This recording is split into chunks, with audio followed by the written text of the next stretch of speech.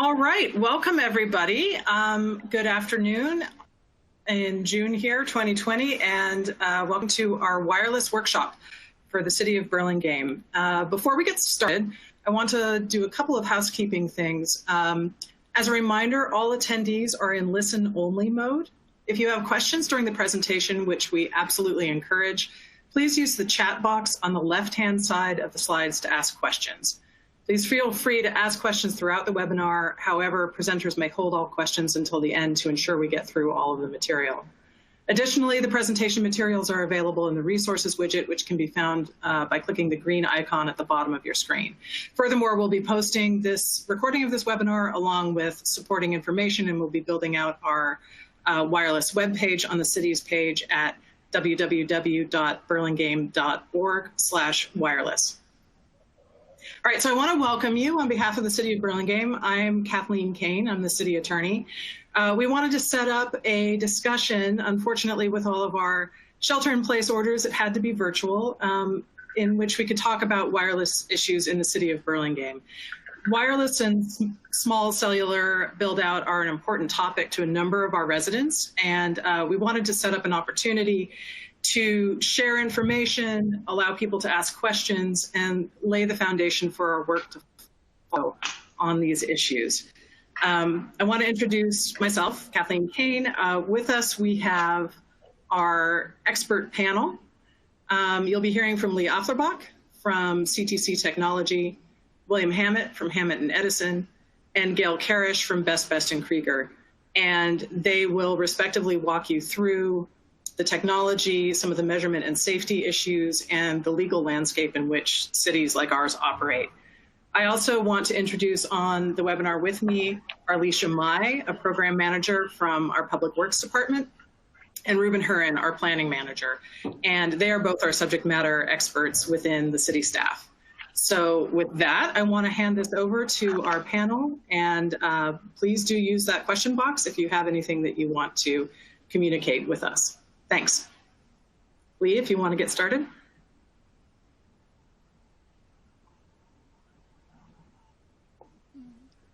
Fine. I'm Lee Afflerbach with Columbia Telecommunications. I'm here on the East Coast on the Chesapeake Bay, land of pleasant living, as we call it here. And I'm being brought to you vis-a-vis Verizon Wireless. Not that they're paying for it, but my cell phone is actually connect up since I don't have any hinterlands as that goes. So that's the good starter and good example of how to use the Verizon Wireless. Workshop here, I want to talk a little bit about why do we have, takes a little while, here we go.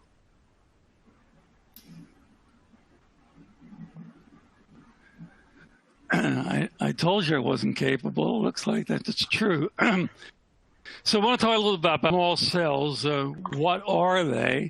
What role do they play in wireless communications? I want to go over some typical deployment options that we've seen throughout the U.S., consideration site locations options, and any Q&A which you might want to follow up with. Like anything, let's look a little at the history. The cell towers that we see, we call macro towers. These are typically towers. Most of them have been around for quite a while. Those of you who have been around in technology, that back in the 1980s, the FCC authorized spectrum for cellular communications, taking frequencies available in the 800. Were originally used for UHF television. Typically, the towers that were used had a height somewhere in the order of typically from 100, typically up to 200 feet. And they were designed primarily to support voice communications and later text communication. Most antenna towers were shared by multiple operators. In many cases, one of the operators actually owned the towers, and typically the towers were spaced typically 1.5 miles, often up to 3 miles and even greater. And the clear point I want to make here is that This was pre digital communications. These were actually analog communication systems, and there were narrow bands. So as long as you have narrow band, higher power, ranges were pretty great. So need as many towers, and also because we had a small amount of communications information in the form of voice, we didn't need a lot of capacity either. Later on, as we started to add digital services, several things happened. First, we added additional frequency ranges. If you take a look at these towers here, the earlier digital services, particularly the 3G services, came in. We added new spectrum, in this case, spectrum in the 1.9 gigahertz range, and then later on spectrum up to 2 gigahertz range.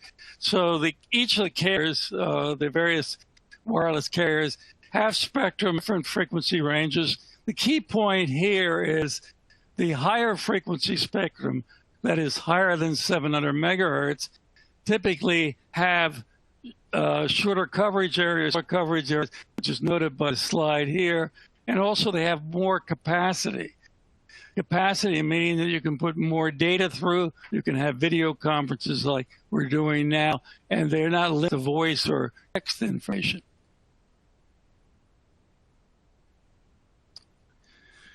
So as time went on, we found is that the large cells became overloaded, the macro towers.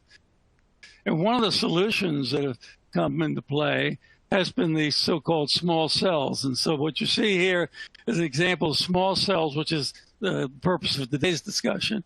Typically, the small cells are relatively the lowest height we typically have is about 22 feet, which is mounting them on top of existing streetlights. And the higher heights generally go up to about 50 foot, which involves using utility poles. I want to make it clear here that in most cases we find that the operators want to use existing structures or modify existing structures. So in most of the sites that I get involved with, new ones, we typically are using an existing or an upgraded street light or a pole which needs to be to meet safety standards.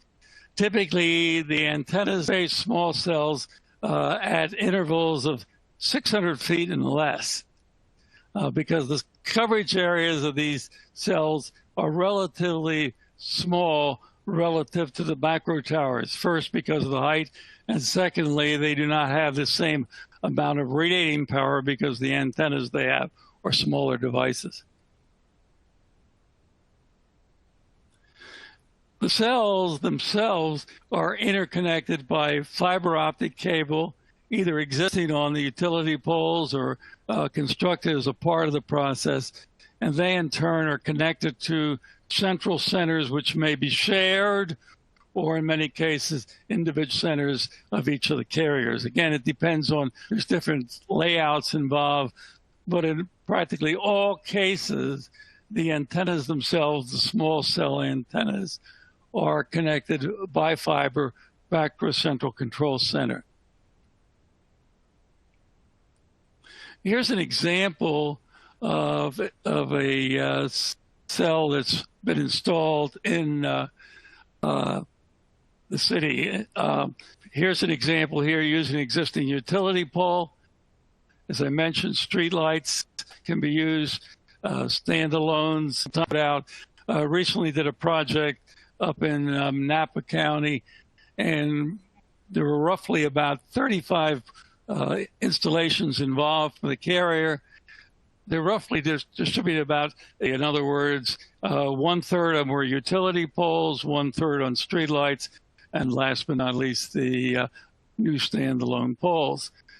Typically, when we're using the existing utility poles, they need to be extended so the antennas are outside of the danger area for the high voltage lines. Typically, existing poles are extended 6 foot or more. I want to point out how one of the things that we find often, this is also an opportunity for the utilities to replace poles. Many of the poles that are in place need to be replaced. Structural issues, particularly in the East Coast, a lot of termite issues and such. And so often new poles are involved here. On the pole, you've got the extender. In California, most all the utilities are requiring a power meter and also a disconnect switch, and those are typically mounted on the poles. In addition, the hardware involved are the antennas. You've got the coaxial cable that connects the antenna, radio equipments that are mounted on the side, and the fiber optic interfaces.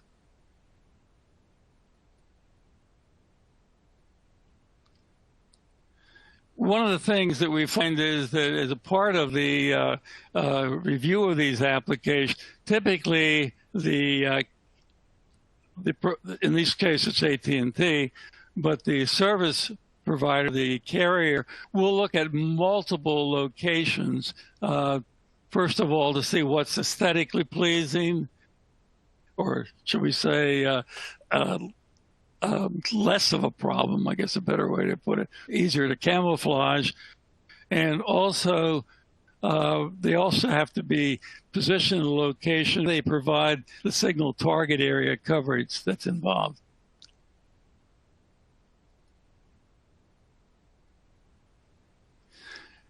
One of the concerns that we have, and Bill will be going over this in a little more detail, is the radiation of these antennas. There's quite a bit of interest in the public in general about RF emission relative to the safety aspect of it. The antennas that are used at these sites typically range in size. The most common ones we see are somewhere between 2 to 3 feet in height, and typically in diameter, they run about 14, 15 inches. If you take a look at this slide here, what you see is radiation toward the outward from the site. Notice that the radiation downward underneath the antenna is suppressed. Why? First of all, generally there's the signal strength, of course, varies with the proximity to the site, and there usually is adequate signal there. So the idea here is to suppress the RF energy nearby individuals and point it in directions to get the required range. One of the things that to be aware of here is one of the concerns we have when we look at these sites is second story radiation. That is having signals or radiation that is excessive into second floor location, third floor balconies.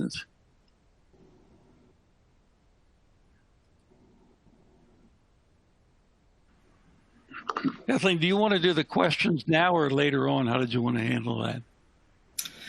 I think maybe we did receive a couple of questions in the chat box, which we can get to, but let's maybe have Bill do his presentation as well, because it may answer, and then jointly the two of you can answer those. It also gives a chance for more questions to come in. Excellent, excellent. Okay, I think that puts me up. If you can hear me, yes? Good. We can hear you great, Bill, thanks. Good. My name is Bill Hammett. I'm a registered professional engineer in the state of California and other states. I manage a firm of 18. We're located up in Sonoma. And a regular part of our professional practice is the calculation and the measurement of radio frequency exposure conditions. That's been my principal focus for 35 years. And in that time, I've done more than 20,000 site evaluations. McGraw-Hill has published my book on this topic. As engineers, our job is really straightforward. What are the exposure levels and how do they compare to the standards? And since we deal just in facts, we work across the fields. We consult with wireless carriers, with cities and counties, with broadcast stations, and private landlords. This is a quick summary of what I just mentioned. The firm was established back in '52 for AM and TV, and of course the whole band use has changed, and we can talk a little bit about that as well. I wanted to follow up on what Lee was talking about in terms of the patterns that the antennas use. This is an illustration of what a facility looks like on a pole. You can't see the radio frequency signals, but I've shown here that they go out in a fairly narrow path, 6 to 10 degrees each way from the horizontal is the narrowness of the path, narrowness of the signal. They don't need to send much signal down. They don't need to send any up. So just for efficiency reasons, they push it out toward the horizon halfway to the next site. This is, we do a lot of measurements. Some jurisdictions require measurements, and we're in and out of buildings a lot, particularly in San Francisco. And so we have a lot of experience measuring at the poles. Sometimes we go up in a bucket truck and measure at the antenna itself, which is of interest, but the more of more interest is what are the exposure levels in the home? What are the exposure levels at ground? And we use calibrated equipment, send it back for calibration every 2 years, and we measure the total amount of RF energy at any location. So I was in Los Angeles about just before the shelter in place, measuring in a third floor window upstairs, and we're getting 1 or 2% of the limit. We'll talk about what the limit is. But I wanted to just illustrate this because the measurements show what the predictions are. Whatever we predict, we've never found anything higher than what we predict by calculation when we take measurements. So it's very reassuring. So there are 3 factors that make levels by small cells as low as they are. This is one of them, the narrow antenna pattern. The other one is, item number 2 is one that Lee mentioned, which is that these operate at relatively low powers compared to the higher power facilities that you see along the freeways or in commercial areas. And then the third factor is what's called the inverse square law. And this is an item from high school physics. As you move farther away from a power source, here if you go from 1 unit of distance away to 2 units of distance, the power density goes down by a factor of 2 squared, factor of 4. So we go twice as far and it drops to 1/4 of what it was before. If we go 10 times as far away, the power density goes down by 100 times, 10 squared. This is a very important factor that means that back in our previous example here, if you're across the street or down the street and maybe at the same elevation looking back at the antenna, the inverse square law has overridden the antenna pattern, and the levels are even lower when you get further and further away. I hope that makes sense. I'm happy to come back to that concept. We operate under the federal laws in this field. This is the quote from the 1996 Telecommunications Act, signed by Bill Clinton. And it states that no state or local government can regulate the placement, construction, modification of wireless facilities on the basis of environmental effects. And then here in bold it says, to the extent such facilities comply with the Commission's regulations concerning such emissions. That's the key. And that's what local jurisdictions can hold the carriers to. They can say, prove to us that this facility is going to meet the federal standards. And once it does, once it's met that threshold condition, then this language in federal law preempts the local jurisdiction from applying anything tighter or denying a facility so long as it meets the FCC limits. So they adopted this in 1996, and the FCC said, well, okay, we're not expert agency for health. We do frequency assignments and interference conditions and so forth. So they went to the EPA and said, what should we adopt? The EPA said, well, we don't have a standard.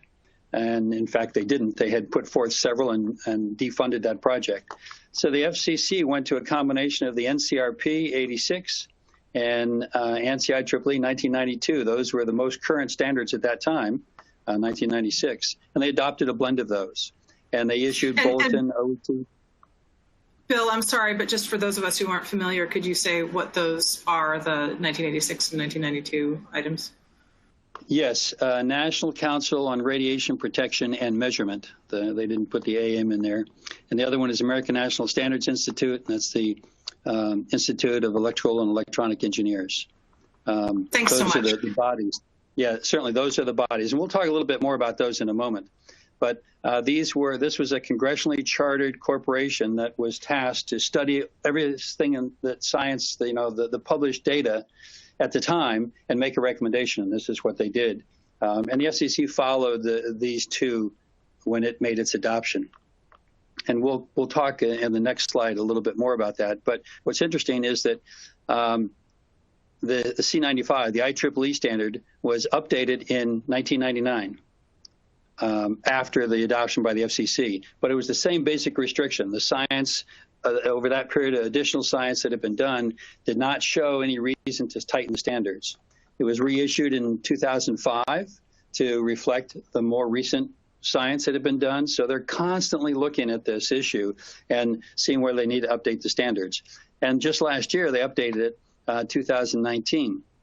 Also in 2019, so some people say, well, this is old science. The FCC's adoption was in 1997. Well, that's right, it was, based on the information at that time. But IEEE, in February of last year, issued the new 2019 standard based on the latest science that had been done. And I'm going to read you two quotations from that study. Despite about 70 years of RF research, low-level biological effects have not been established. And there is no credible indication of adverse effects caused by chronic exposures below levels specified in this standard.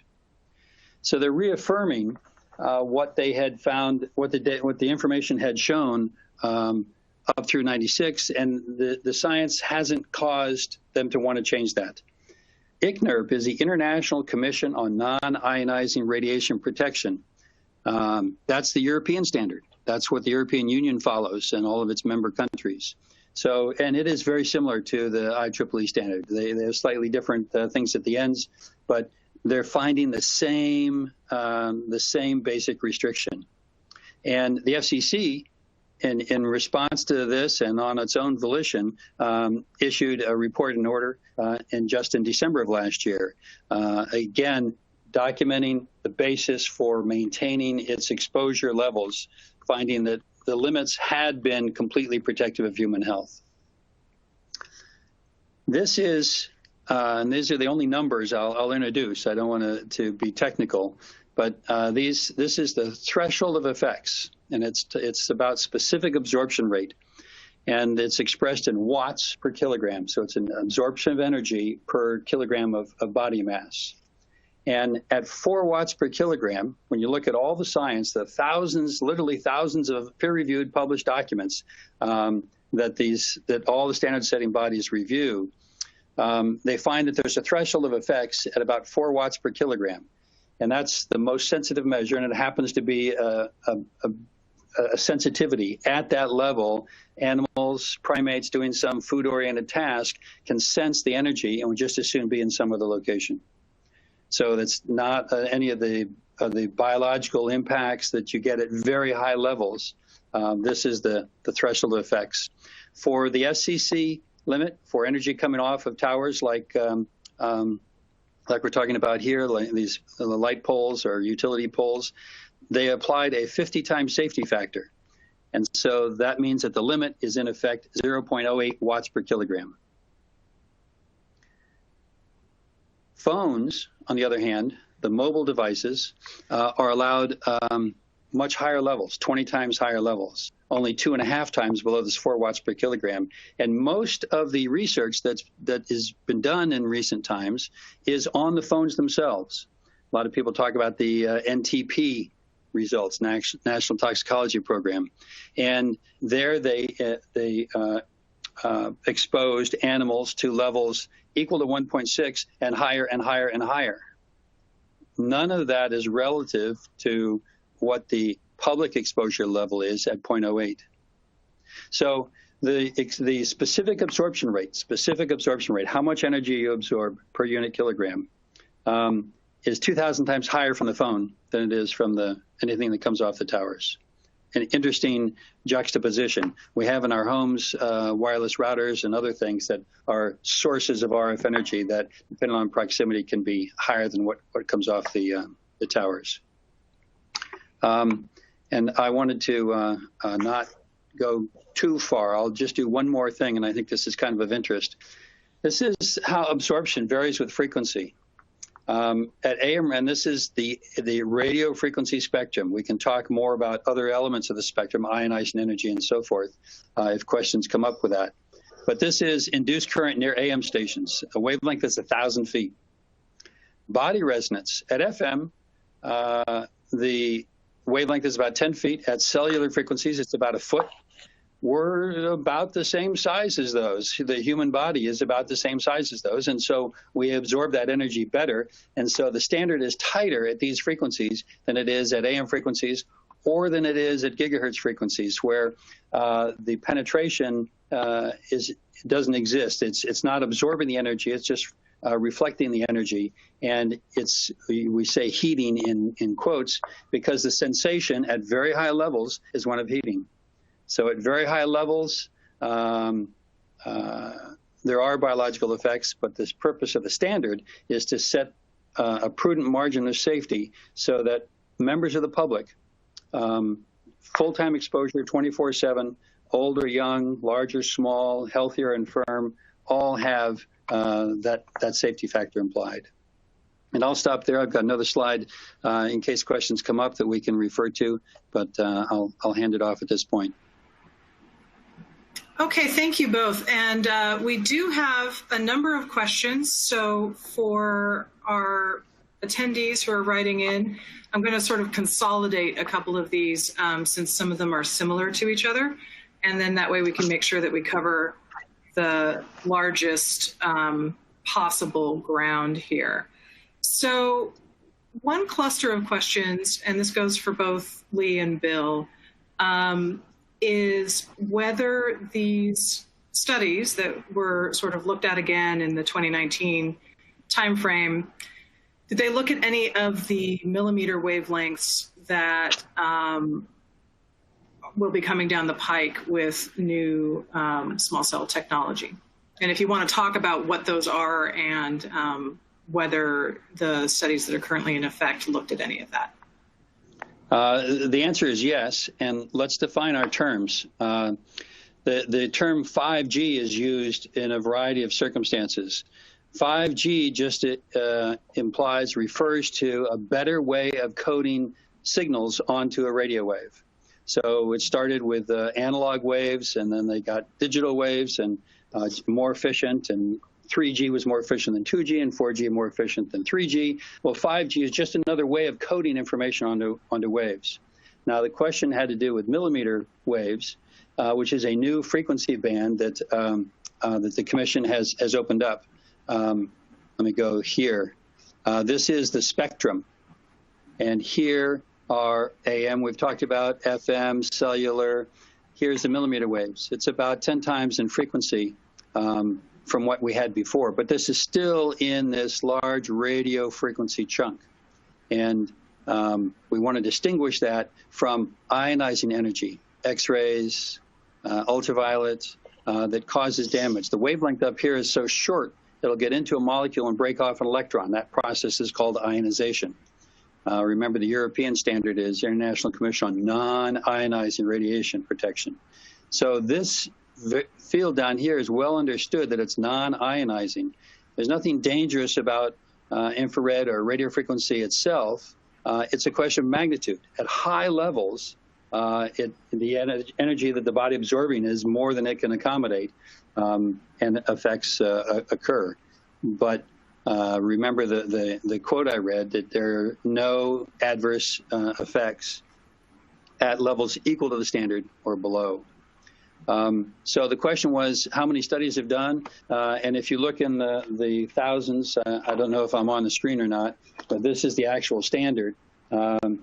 Many pages, there are 1,500 studies listed here. There are another couple thousand on their website. They're looking at new, latest science that comes out, and it does include a number of studies that are done at the so-called millimeter wave frequencies. And the impact here is a sensitivity to the surface of the skin. It's not a body resonance. It's not an absorption issue.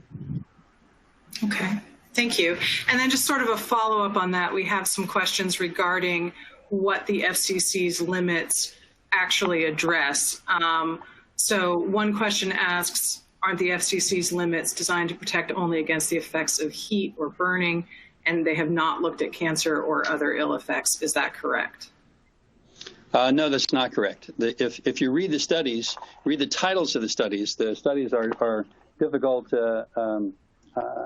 sometimes to make sense of. And that's what this huge document does, is it lists their analysis of all of the studies that have been peer reviewed and replicated.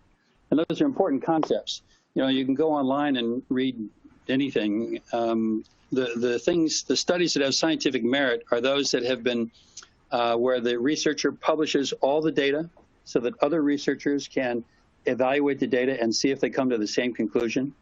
That requires, and that's the peer review process.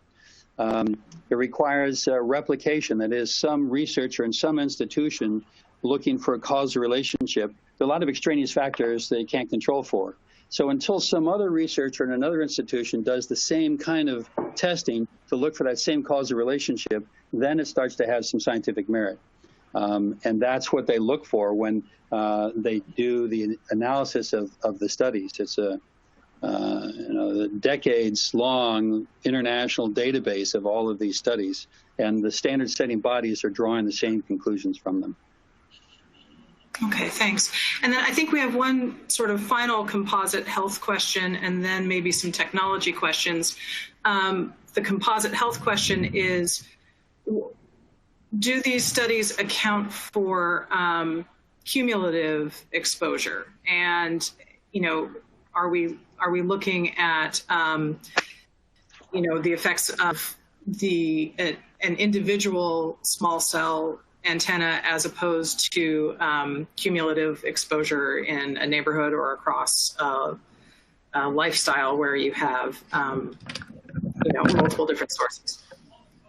It's a great question. And the answer is yes, it is a cumulative situation.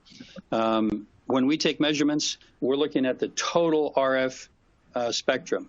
It may be things from people's wireless routers, it may be people from their phones, it may be from a small cell a block away. You look at everything that is there in total, and that total has to be below the limits.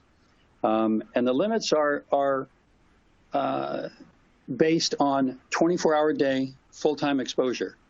The limits allow for short-term, higher level exposure such that they average out, but we don't take that into account. We think it's an impractical method, and so we always assess it on a full-time exposure basis.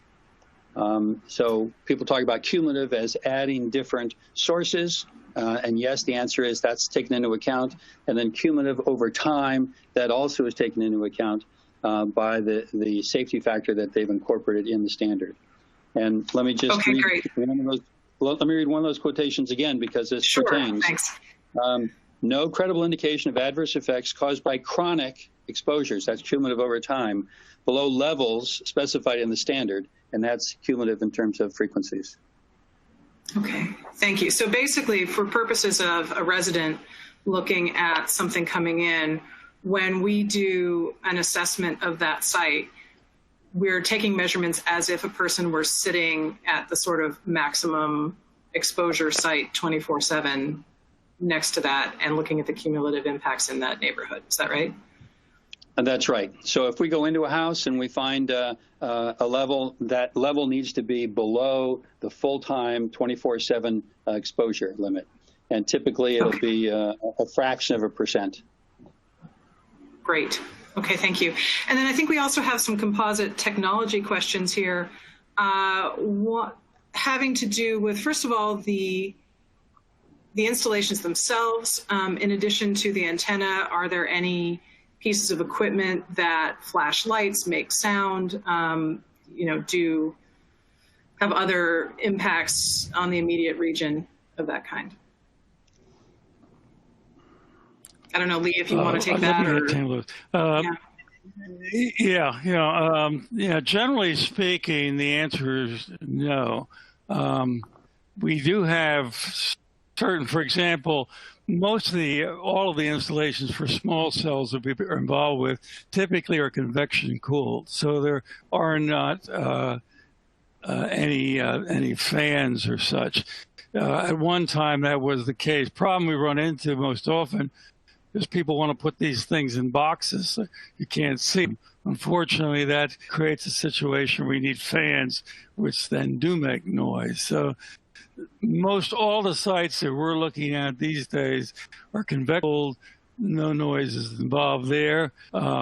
There's also certain areas where these are installed, and a very limited number in vaults and such. And all of these other devices, the problem you run into is these radios tend to be very inefficient. What I mean by that is for a certain output, roughly it takes about 10 times as much power into the radio to get 10% out. So the big problem for noise is that. And then some of these will have lights and such, but generally speaking, these are indicator lights. Particularly, we find them where they have backup batteries and such, and charging indicators. And many of you, I'm sure many of you have seen the cable TV power supplies having lights on them. But the bottom line is no lights, no noise, and the heat is dissipated near the device, typically on the pole. Gotcha. Okay. And then we also have a couple of questions, which I'm attempting to collate here into one, basically dealing with what happens, first of all, in the move to 5G. Can we anticipate an intensification of the build out of antennas? And then also sort of relatedly, does an individual carrier claim a particular pole, or can a particular pole carry multiple antennas? And if so, do the radiation calculations take that into account in terms of the total number of antennas and related equipment in the area? Let me take the structure aspect of that.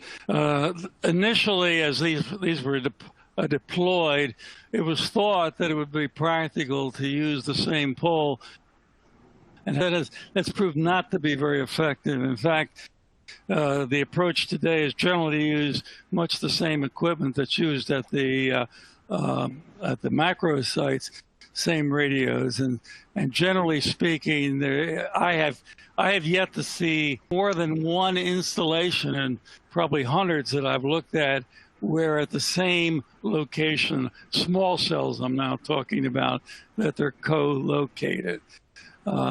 The antennas themselves are suitable for sharing, but the problem you run into is that at most sites there are multiple radios, as you're aware, as people are aware. Each of the carriers have their own frequency bands, and they really have the complexity of integrating their own radios without additional radios. So sharing's not really a possibility. The bad news is that these sites tend to be smaller and have smaller and smaller service areas, and that's due to the fact that we're using more and more bandwidth, and that means we have to replicate the sites more often. So it's not uncommon to see sites that the service area for a small cell is in the range of 200 to 300 feet for practical indoor penetration into a building. Okay. And I'm happy to, thank you. And yeah, sure, great, I'm happy Bill. to address the second part of that question, which was whether the cumulative level, whether there's an additive effect of poles, of antennas on different poles that might be nearby. The answer is yes, of course there's an additive impact, but remember the inverse square law. The energy is dropping by the square of the distance. So the additive impact from one pole to the next is minimal. We've done measurements in many locations where they will be on adjacent or skip a pole sighting. And we find that indeed the measurement drops off and then picks up again as you approach the other pole. So the additive effect doesn't really cause anything doesn't cause an increase in the maximum. It just fills it in a little bit.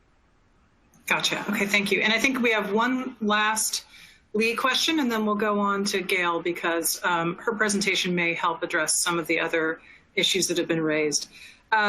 Lee, there was a question about how does a carrier, and then how does a city, in evaluating the carrier's application, look at the question of capacity or bandwidth in a particular area? What are we looking for there? Is it a total lack of service? Is it diminished service? What are the criteria that get applied? And that's for Lee or Bill, whoever feels more comfortable answering that. Yeah, let me go on that. First of all, generally the criteria we apply or suggest to our clients is, first of all, to see if there's basic coverage. And I know there's a lot of people, different rates of what people expect.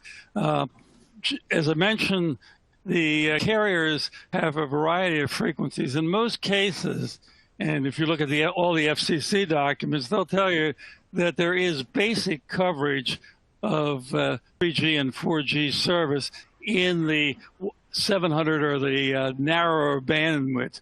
The problem we run into is the capacity that we need for video conferencing, megabit transmit, for streaming video, and all the kind of new services, and particularly now with a stay-at-home with a number of children studying and such, there's just not enough capacity. So by and large, when we evaluate a system, we look to see, is there basic coverage? In other words, can you make a phone call? Can you send a text message? Can you get an email through? But more importantly, then, are we getting modern communications? Can you communicate with the kind of services like here, Zoom and other services? Can you actually receive television services? And generally what that means, and that's why you have small cell applications, the only way that practically occurs is by having multiple sites and bringing them close to the end users. And hence that's the reason, really the basis for the small cell deployment. Okay. So before we go on to Gail, is there anything Bill or Lee would like to add? And now would be the time. Okay, well, terrific. Thank you. I'd like to add one point. Could I add one go point? For it. Yeah. I'll do that. One thing that we do typically, we are typically involved in reviewing the application. We're going to be doing that mathematically, and as Bill points out, the FCC has a very conservative method for that.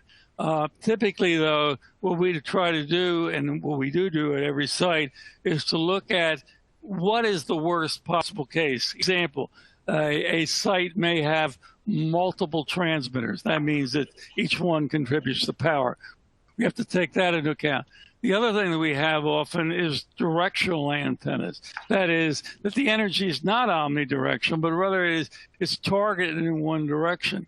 And in many cases, we've got situations where there may be a second story exposure. So when we're looking at the site, it's not like it's go, no go. You really have to look at the site physically.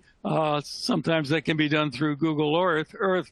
What we want to make sure is that we are in that conservative numbers. Then when you go out and Bill and his team figure out and measure, typically we see numbers that are somewhere in the range, the numbers that I've experienced are in the range of 20% or less than the calculated values. The whole approach that we have both in the analysis and the measurement is to stay on the conservative side and make sure that we're getting nowhere near the kinds of exposure rates that are considered FCC maximums. And I would just add as well that we find that things are very low compared to the FCC standard in typical situations. And I'm reassured by the fact that the standards have been updated, and particularly by the worldwide international standards that are following along the same elements. So that's of comfort to me personally and professionally, and I hope it is to others as well.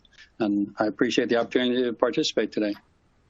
Yeah, we're glad to have had you both, and please stay on the line because we may have more for you. But let's go on to Gail Karish. She's a partner at BBK who's been involved in the both local and national litigation involving the FCC. So Gail, over to you. Thank you. Good afternoon, everyone. Thank you, Kathleen, for inviting me to this workshop. And I listened to all of the technical, I learned every time I listen to technical experts, I learn more, even though I've been practicing in this field for many years. So I have the difficult task of sharing with you an overview of federal and state laws that limit local authority over the siting of wireless facilities. I don't have any pictures in my slides. They're all going to be boring with words, and I may skip over some of them or go through it fairly quickly just in the interest of time so that we can get to questions. But basically what we've been hearing from our technical experts is that the next wave of wireless deployments really very much is focused on small cells, the 4G, 5G small cells in the public right-of-way. As you'll see in my presentation, the regulation of communications is impacted at or involves all levels of government, federal, state, and local. And when I speak to communities about wireless siting, we always start with the premise that it's local control over development and deployments and any kind of development in your community. And what you'll see in my presentation is over time, federal and state laws have chipped away at that local authority. So first we'll go with federal law. There are several provisions listed on this slide. Most of them were adopted decades ago. The limitations on state and local authority over just the regulation of wireless business. That's really only done at a federal level. So there's no regulation of rates or service quality or anything at a state or local level. And I'll get into a little bit more detail on some of the limitations on local authority over siting in a moment. But you also see there's Section 6409, as we call it, that's the most recent enactment of Congress, and that actually requires certain types of changes to existing wireless facilities to be approved that completely eliminated local authority to say no to certain types of changes. There's also federal regulation with respect to utility poles and the use of utility poles, but states can what they call reverse preempt and take that authority at a state level, which California has done. So state utility pole regulation, and utility poles, as you heard already, is one of the places where wireless facilities are going. The responsibility for regulating utility poles and utility pole use is at the California Public Utilities Commission. And then there's just other general federal laws that regulate use of the provision of telecommunications and put some limits on local authority over right-of-way management, things like that. Okay, so probably the most important provision, and this was touched on already, is this section of the federal law that recognizes local siting authority but places certain limits. One is that the action has to be within a reasonable period of time, and we'll see that the FCC has interpreted that provision and developed a number of shot clocks or time periods within which a community has to act on an application.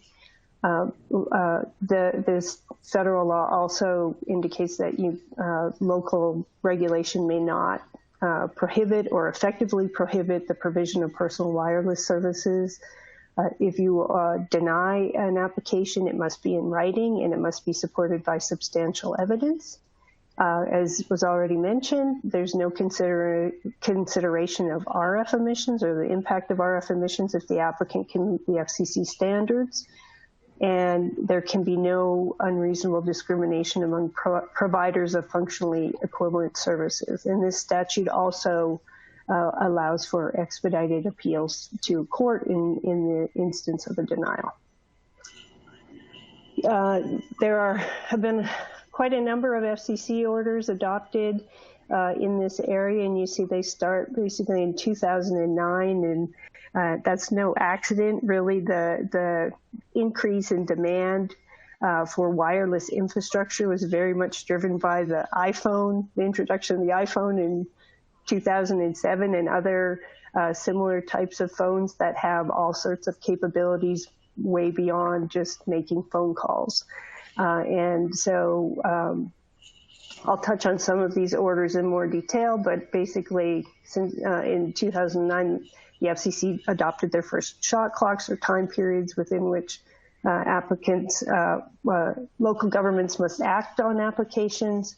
In 2014, there were some rules implementing that 2012 law, that situation where if you get an application that meets certain criteria, it must be approved. The FCC adopted rules establishing those criteria.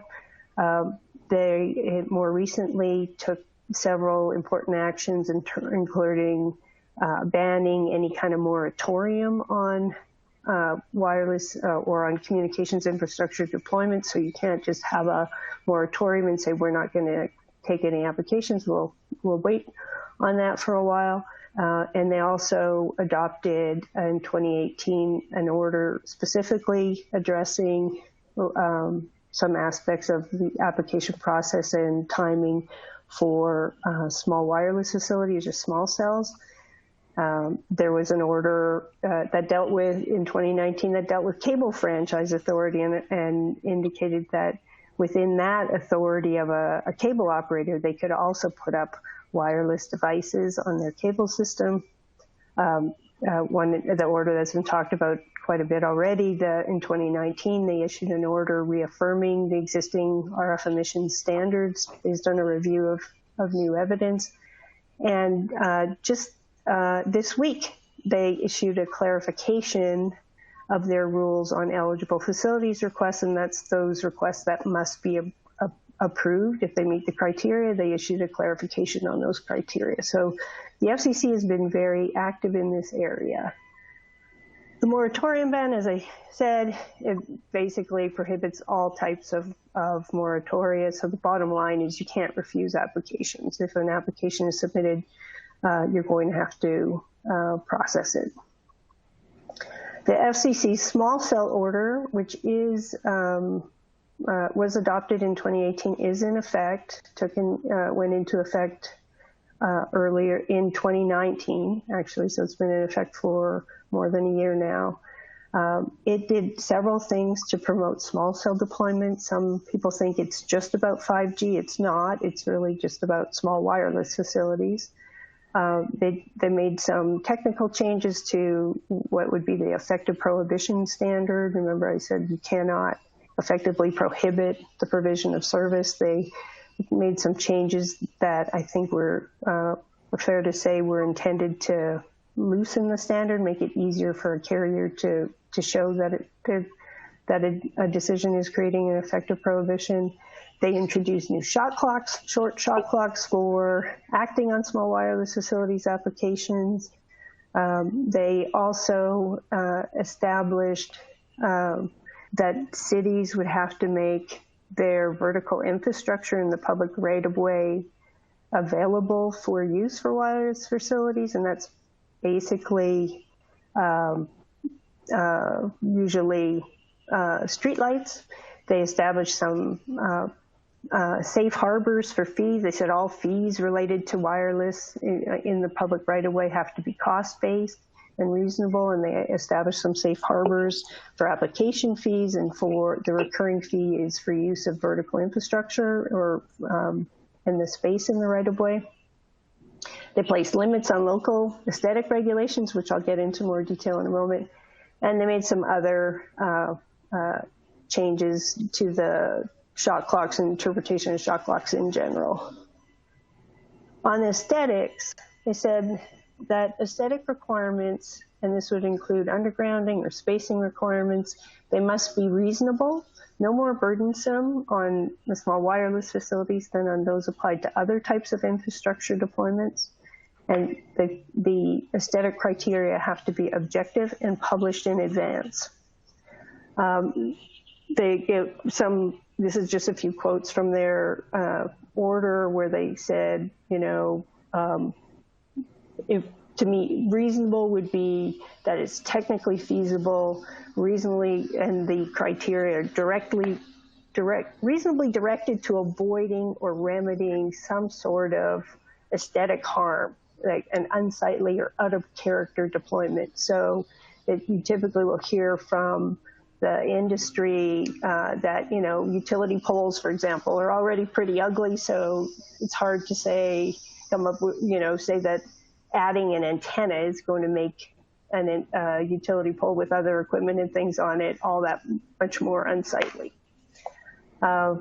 So on undergrounding specifically, they said that you can't be discriminatory in terms of saying, we just want the equipment related to small cells undergrounded, even though there may be other above ground communications equipment allowed already. On spacing requirements, Lee talked about, the relative need to put wireless facilities or small cell facilities pretty close together. And on spacing requirements, the FCC said that those might well be reasonable aesthetic requirements if they really are intended to avoid clutter. But they can't be so restrictive that it would prohibit service. So you have to sort of look, when you're looking at coming up with criteria, what are all the potential restrictions that are being placed for aesthetic purposes, and do they cumulatively add up to, being excessively restrictive? And of course, you cannot do spacing requirements based on concerns about health effects. We talked a little bit already about this RF emissions order that the FCC released in 2019. Just some things to note. There were no changes in the limits that were established. There were no special standards. These are comments of the FCC based on submissions of the public, and it was an open public comment process. So that no special standards were developed for RF exposure levels for children. There are no changes to the standards based on non-thermal biological effects. And they established a single generally applicable set of formulas for determining whether the criteria that the FCC established were met. Some other things they did reject a request by the industry to have specialized exemptions just for small wireless facilities. But they did note that it probably will be pretty similar sorts of characteristics and equipments with similar sorts of RF emissions for the same kinds of sites. So they didn't think that the burden of demonstrating compliance would be all that burdensome for the industry. So they didn't feel they needed an exemption. And they also rejected a request to increased reliance on field testing. A lot of the tests that you see that get submitted on RF compliance, certainly before a facility is constructed, are focused on modeling techniques on what the RF emissions will be. They are looking still at some exposure limits above 6 gigahertz. There's an active proceeding that has comments due next week. So there will be more on this, but that's where the FCC is right now. The ruling that came out earlier yesterday, the actual order has not been issued. A draft was issued, and it's changing those, making some clarifications and changes to the rules that I mentioned that actually require a local government to approve certain changes to existing wireless facilities. The changes in the rules that the FCC has adopted really relate primarily to concealment and aesthetics. So they're very focused on one of the things that would disallow a facility, change to a facility from having to be approved by a local government was if it defeated the concealment elements. The FCC has clarified that the concealment really only applies to stealth facilities. So if there's a structure designed to look like something other than a wireless facility, that's a concealed or a stealth facility, and changes to that facility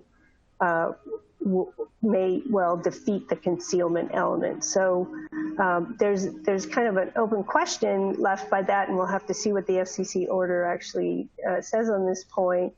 About whether, say, if you had a street light with a integrated antenna in it, would that be a stealth facility, or would everybody know? Well, no, there's an antenna on the top of that, even though the design looks nice, right? So those are the sorts of things that are still left open, I think, by this rule change. We'll have to see what else we get. They also made some comments on the aesthetic conditions, clarifications, and the number of equipment cabinets that may be allowed once a facility is already in place, and made some other changes. This is very preliminary. We'll have to see what the actual order is when it gets released. At the state level, wireless regulation, there's not a lot on wireless. The most important thing probably is these provisions here of the Public Utilities Code that grant telephone companies the right to use public rights-of-way, subject to some important limitations, and those include that they cannot incommode the public use of the right-of-way. And that has been interpreted to include aesthetic considerations in a case that was decided by the California Supreme Court in 2019. But the consideration of aesthetics at a state level does not trump the requirement that you have to meet under federal law with respect to small cell regulation, and that the aesthetics have to be reasonable, objective, published in advance. Okay, there are some other provisions of state law that allow you to limit a permit to 10 years, provide some deemed approved remedies in certain instances with some of the FCC shot clocks. The California Public Utilities Commission plays an important role here, as I mentioned at the outset, because they regulate what is a safe installation of utility infrastructure. Also, there are in Northern and Southern California, utility joint pole associations that are the pole owners that you can, utility poles are a little bit like condos. You can own part of a pole, and those joint pole associations track those sorts of features of pole ownership.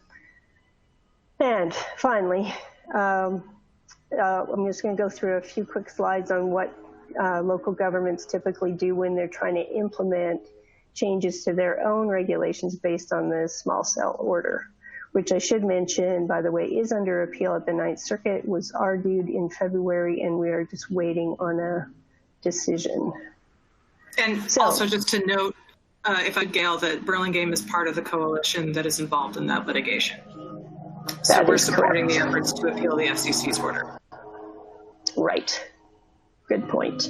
Okay, so very quickly, as an overview, the typical sorts of things that I work with local governments on doing is usually there's a gap in their regulation with respect to wireless in the public right-of-way. And certainly if they did have any regulation of wireless in the public right-of-way, it's probably out of date and not in compliance with this FCC order. So we look at doing either a new ordinance or an update to a small cell right-of-way ordinance. We'll also adopt design and location standards for wireless facilities in the public right-of-way. That's to come up with those objective and reasonable criteria that are required to be published in advance. And where cities own their street lights, will work on a master license agreement that can be executed with a carrier who's interested in using those facilities, and then, of course, do updates to the wireless application form to address these new types of facilities. Some common pitfalls that we see, procedurally, these shot clocks, as I mentioned, the small cell ones are very short, 60 and 90 days. There are some ways to stop them and restart them, but generally speaking, we're looking at very streamlined processes. And I should say the shot clocks apply right through to the, and including the final action. So if there's an appeal process, it would have to build that into the timeline as well. So it's important to have clear application requirements to facilitate issuing notices of incompleteness, which can stop a shot clock.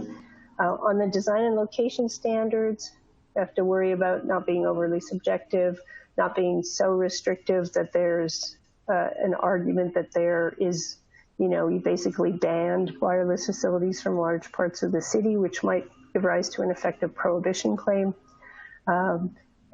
This technology is changing a lot, so we often recommend using a resolution or an administrative manual for the standards, so you have flexibility to make changes as time goes on. Obviously you can't require installations that are technically infeasible. If it won't work, then that's going to not be reasonable. You're going to have to allow applicants to comply with the California Public Utilities Commission general orders on what's safe installation of infrastructure, of utility infrastructure. And one of the big things where you see, for example, in Lee's photos where you saw a big space between the power lines and the antenna on a pole top, that's because there are certain distance requirements that are required for safety reasons between power lines and wireless facilities. And oftentimes cities work not only with the community to develop standards, but also request and consider feedback from the industry. So in summary, we're going to see a lot of applications in future. All communities are expected to see a lot of applications for wireless facilities in the public right-of-way. They're under state and federal law. Carriers have the right to use your infrastructure and use your public right-of-way, but there are still a place for localities to regulate placement and aesthetics, provided that you are able to comply with these short timelines and the other limitations on your authority over that review. And I think that is it for me. Thank you. Okay, Gail, and we have a couple questions that, again, in the interest of time, because we are over our hour, I will be trying to consolidate some of them. So one question relates to placement on utility poles. Can we prevent wireless carriers from locating on existing utility poles? So you can have, I'm just going to an example to show. It's difficult to completely prohibit the use of utility poles for several reasons, and it's sort of city specific, right? One is that they actually have, wireless carriers have a legal right to place facilities on utility poles as under the California Public Utility Commission rules for pole attachments.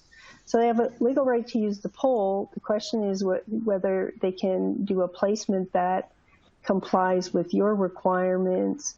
And they have a franchise right to use the right-of-way, as I mentioned, under Public Utility Code 7901. So it really comes down to whether the restriction on use of a pole or any particular placement will pass muster as incommoding the public use, to use the terminology of Public Utility Code 7901, right? You have a right as a local community to deny applications that would incommode the public use, and also do your aesthetic requirements pass muster under the FCC's small cell order? Are they reasonable, objective, no more burdensome than another infrastructure? So it would be, I think, legally somewhat risky to say absolutely we ban any use of utility poles within the community, but certainly you can have other types of aesthetic regulations about the placement on the poles,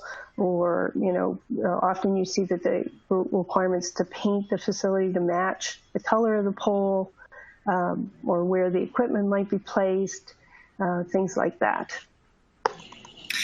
Thank you. That actually feeds into the next sort of set of questions, which is about camouflaging. And, some cities seem to have a successful track record versus others. And so is camouflaging per se something that we can require going forward? Or I guess more to the point, what would that mean in a way that's compliant with these various other constrictions? Right. So yes, I mean, that really is where cities have a role to play, is in the aesthetic regulation. So to the extent that you can develop standards, and I was just going to go back to that test again, to develop standards for any kind of aesthetic standards that will meet the requirements of the FCC order, and that is that they're reasonable, no more burdensome than those applied to other types of infrastructure deployments, objective and published in advance, then you can apply them. And for utility pole infrastructure, you very often will see, as I mentioned, things of, cities expressing preferences for placement of antennas on the top of a pole or in the communication space, which is the space below the or as an alternative, the space below the electric wires. You'll see requirements to paint the facilities or to put them in a shroud. And with streetlights, as the owner of the streetlights and as a regulator, I see it's very common for communities to require a replacement streetlight that puts all of the cabling on the inside of the pole, maybe changes, has an integrated base in the design, has other kinds of shrouding on the antennas. So there's quite a bit of room there for managing the aesthetics of these placements. Okay. And that's provided that those regulations are objective, reasonable, stated in advance, and feasible, and that they don't unduly burden wireless as opposed to other forms of infrastructure. I think in the interest of time, I want to maybe conclude here because we are fairly over our hour. I did want to note quickly, there was one question that came in asking how many applications we're proposing. We are not proposing any applications. We review them, and we review them for appropriateness under the city standards and under state and federal law, as explained by Gail and our experts.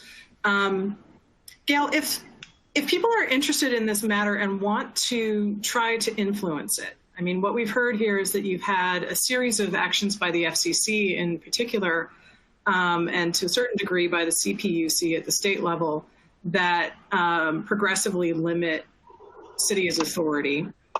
And there are continuing concerns, even though we did have a discussion about the health issues, about whether the FCC is really doing its due diligence about looking at new studies and so on. Where should citizens get involved? How can they track this? Where would their voice be useful?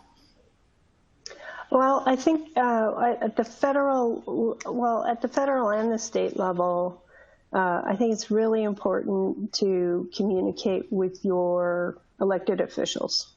And a lot of times people speak a lot to their local officials who are facing the actual, siting applications and decisions, but those are not the people who are placing the limits on local authority.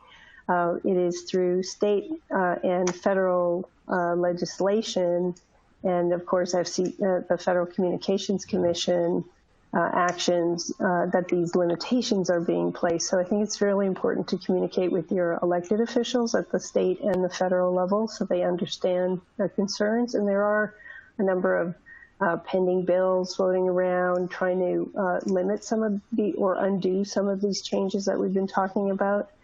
Another is to get involved in the FCC proceedings when they do come up. It's very easy to make comments electronically online. You can sign up for in email to get notice of different proceedings and things like that from the Federal Communications Commission. I think that would also be of some value. So, for example, this new order that's coming out, people might be able to comment on that. Are you talking about the 29, the 6 gigahertz, on the RF emissions? The one that had right, or the one that the FCC just issued this week. Is that final? Because it's still in draft, I think you said. No, that's final, but they haven't released the final. They've adopted it, but they haven't released it. But that is something where certainly talking to your elected officials at the federal level would be helpful, pointing out the concerns you may have about that order or any of the other FCC actions that have been taken. Okay. So, Gail, and for our other panel members, are there any final concluding thoughts? No, I would just say, I mean, this is an area that, very complex from a legal perspective because there's so many levels of government involved. But at the end of the day, it really, the simple rule to remember is that you start with full authority and then you look at how at the local level, the local authority has been chipped away at due to state and federal limitations.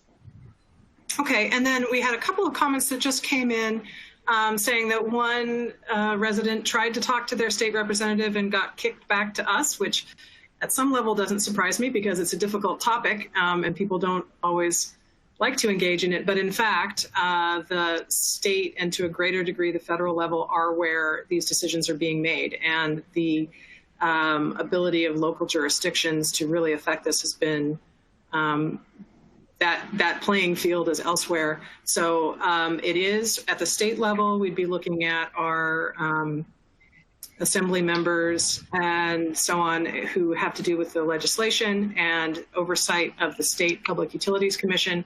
At the federal level, it is the Federal Communications Commission. Whenever they have a rulemaking or other issue, you can comment on that as a member of the public, which can be very useful to show that people are concerned and watching and paying attention.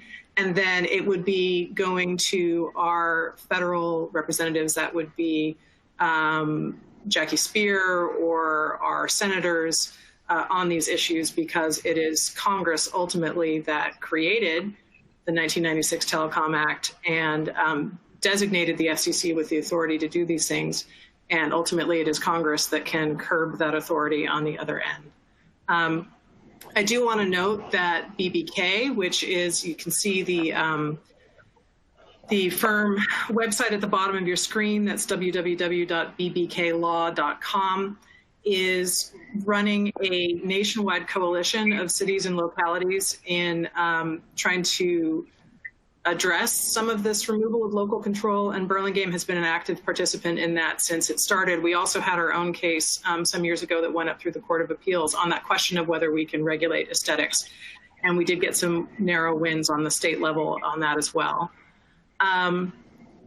So if I might, I will go towards my last slide here about next steps, and this ties into one of the issues that was brought up by one of our attendees as well. To keep up with wireless issues in the city, please check our website, www.burlingame.org/wireless, or you can email a dedicated email address that we set up, wireless@burlingame.org, if you want to be on an email blast list for when policy considerations are coming up. for the Planning Commission or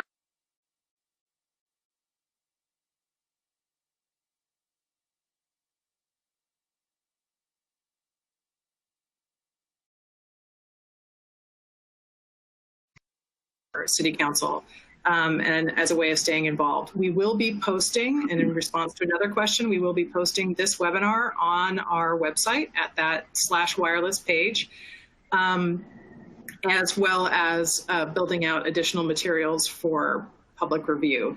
So our next steps within the city are that, as we heard from Gail and others, we have to revise our ordinance to align better with our current authority under federal law. So that is going to be coming back through public hearings at the Planning Commission and the City Council. So everyone's input is welcome at that point. Those will be noticed both through those respective bodies, and we'll have special notice on our wireless webpage. So again, it's reason to check back there. And then on aesthetic standards, our existing standards that we've applied so far have been really in a dialogue, and in some ways very successful one, with the wireless carriers. However, we do need to make sure that we're moving towards, as Gail described, a more objective, pre-published set of standards so that carriers know what they need to comply with before they apply. That's particularly key because we have such short time front shot clocks in which to act. So we will be building out our aesthetic standards as well. We're going to be doing that through a council resolution that can be amended as new technology comes online and we're better able to use concealment solutions and so on. That's the kind of thing that we can update as we're able. And we will be seeking public input on those standards as well, both through City Council, which we will note on that burlingame.org/wireless page. And we're also going to solicit some feedback through polling and other mechanisms. It sort of depends on what we're allowed to do through the shelter-in-place orders to get the public's input on what works aesthetically for Burlingame. That's also understanding that different neighborhoods may have different considerations there, that you know, in a commercial district, it may be a different kind of look and feel than what we're looking for in residential. But those are all issues that we'll be exploring further. So with that, I want to say thanks very much. I also want to specifically mention Ashley Fernandez at BBK. Thank you so much for helping us put this together. This is outside of our expertise, and so we appreciate your assistance. And thank you very much to our panel members. We really appreciate your expertise. Each of you is a nationally recognized person in your respective field, and we really appreciate the time that you've spent with us today. And for all of the people who've logged in, thank you for caring, thank you for being involved, and please keep up with us on that website. We want to hear from you in the future. All right, thanks everyone. I think we're done. Bye. Thank you. Bye-bye.